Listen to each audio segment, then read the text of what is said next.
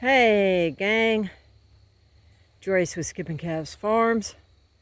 I just gotten back here recently from vacation. We had a lot of rain while I was gone. The last couple of days, or a couple of days this week, we did get down into the 30s, but we never had frost warnings. However, I am down low, and we had a couple of nights where we had a little bit of frost on the ground before the sun came up. Now what you're looking at now are my peanuts. They got planted a little late this year because it was so wet, and these peanuts that you just saw were the ones that I had planted, and I'm walking over some real rough ground, gang, and I apologize. That was in my potato patch that had potatoes in it a couple of years and actually got potatoes out of it last year. So that soil has been pretty well amended over several years. Now, this is the bulk of the rest of my garden. I have a peanut or two.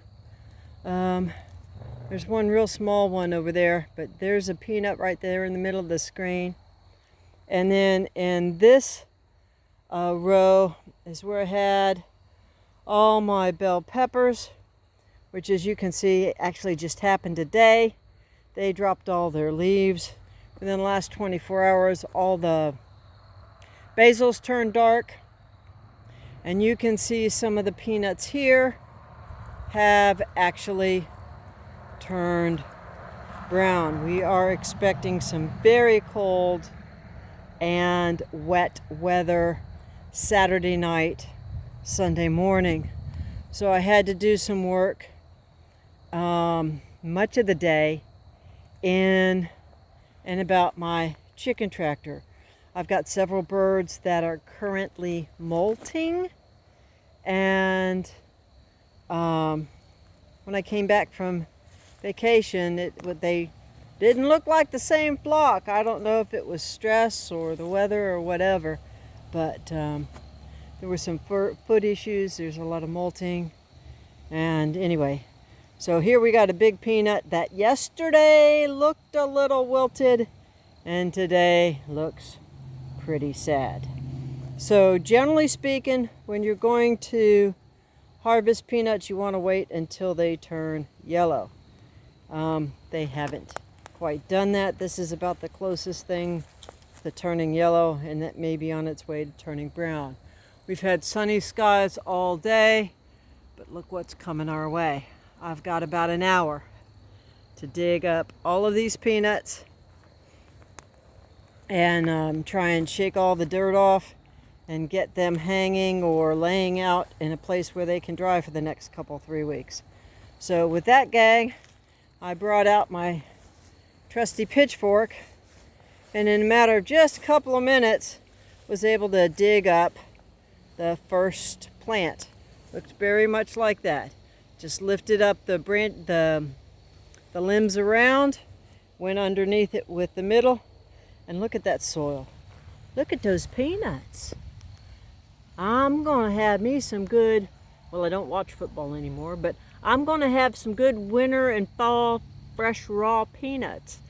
If nobody's ever had raw peanuts, they're really pretty good.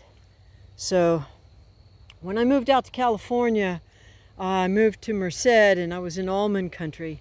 And a local farmer, what they did was they would do raw almonds, and then they would soak them in a sea salt brine and then dehydrate them. And you want to talk about the best almonds in the world. Absolutely. Roasted almonds always have a little bitter taste to them. But the dehydrated, man, I have got hornets everywhere here. The dehydrated almonds didn't have that taste, but because they were soaked in sea salt and then dehydrated, they were still crunchy and salty. They were awesome. But regrettably, I discovered a few years ago I'm allergic to them. So I'm going to try and see what I can do with peanuts. And with that, gang, and with I don't know if you can see, see if I can pull this up here with my, zoom this in. I don't know if you can see, wind is whipping.